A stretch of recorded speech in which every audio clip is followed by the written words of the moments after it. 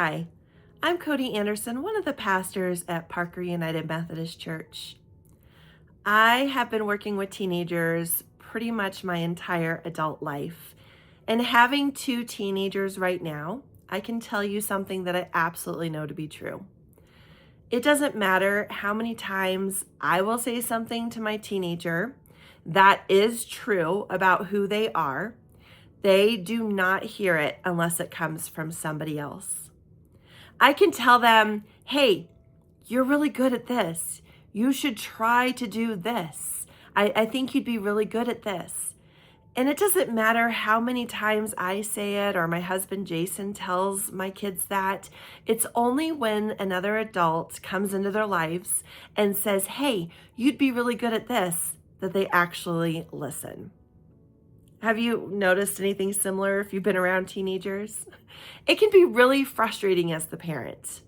My teenager will come up to me and say, oh, you know what this person said? They said I should do this because I'd be really good at it. And all I want to do is scream at them and be like, that's what I've been telling you for the last so many weeks. How come you're not listening to me? That's kind of why we say that if you have teenagers, you need to have at least 5 trusted adults that are in their lives. People who will speak to them, who will know them, who they can trust and that you can trust, and who can encourage them and speak words of life and love into their lives. Those are the people that teenagers will listen to 9 times out of 10 versus their parents. It's just the unfortunate truth.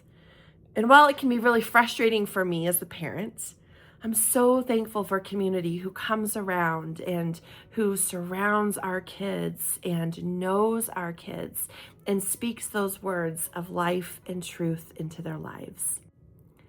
That's what we absolutely need to be able to hear God's voice. Community. People who can come around and surround us, who know us, who can see the gifts that are inside of us and can speak into our lives about those. Because God can be telling us, hey, this is what you should be doing, or you'd be really good at this, or I see this gift in you. And just like teenagers to parents, we tune that voice out. We don't hear it in the same way. But when there is a community around us, a community who knows us, a community that we trust, we can hear God's voice speak through their words. Community is so important, and we see in Scripture over and over how it is through community that people hear God's voice. But the one that really sticks out to me as we get ready to go into Lent is actually an Easter story. It's a story after Jesus has been resurrected, and a couple of the disciples are on this walk. They're on this road traveling to a town called Emmaus. And if you remember the story, the disciples are walking along and a man joins them. And as they are talking and sharing about the events that have happened and asking their questions and sharing their doubts and their fears and also the heartbreak that they have endured, this person begins to speak words of life and truth into their lives. And this person touches them so much that while they are done for their trip and this person's about to keep going, they invite this person to stay with them and to have a meal with them. And it's during that meal that that person, that stranger who was on that walk with him, takes bread and breaks it. And all of a sudden it opens up their eyes to Jesus. It was Jesus all along who had been traveling with them. But they had no clue until that moment. It was in that space of community that they were able to hear the words of Jesus, but they couldn't quite recognize that it was Jesus.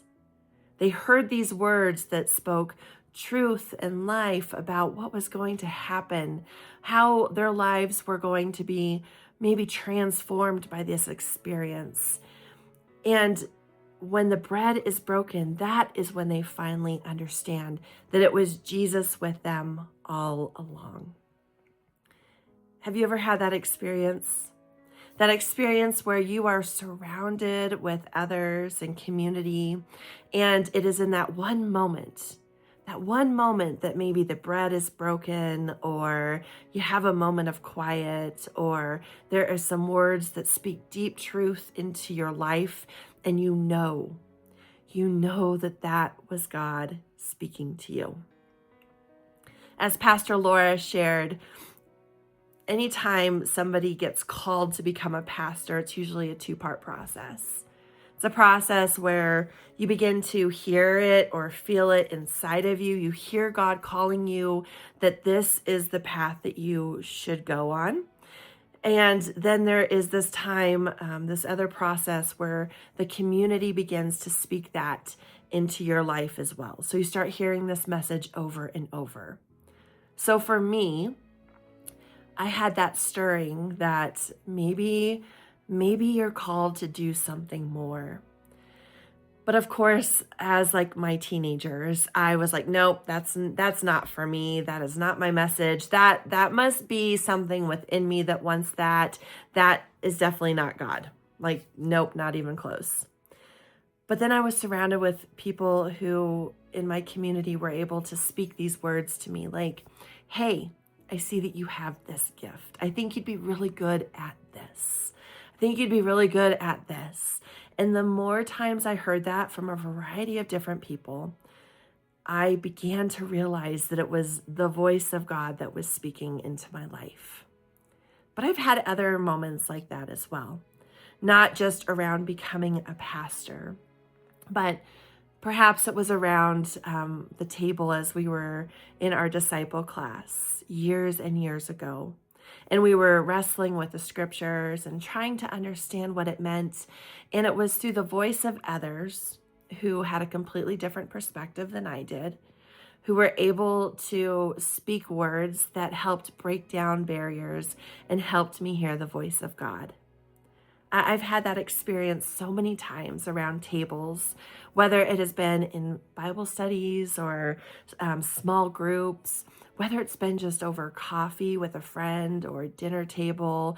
At the table, I hear God's voice speak so many times. Community is vital for us. It's vital for us, not only because we need to be connected with others, but because it is a way that we're connected with God. When we are joined in community, we're able to remember that God's image is in each of us. And when we are joined in that image together, we're able to hear, to see, to understand God's presence that is always with us. Things that might be harder to understand or we're able to kind of explain away or push aside altogether becomes more clear when we're surrounded with others who are also connected to that voice. And yet, God will use people to speak into our lives, even if we don't know them. Could be a complete stranger. Could be somebody who just comes up and says something that might just sound absolutely crazy, except for you understand and know in your spirit that that was God speaking to you. You'd heard that same message over and over and over, and this stranger comes up and is able to say something to you that sparks something inside, and you recognize God's voice. That moment of breaking the bread.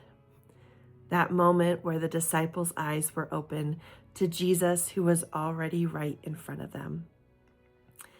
My friends, hearing God's voice, while it seems like that is a really hard thing to be able to do, and it feels completely far off from most of us, it can be as simple as just being open to God's Spirit that is constantly working around us.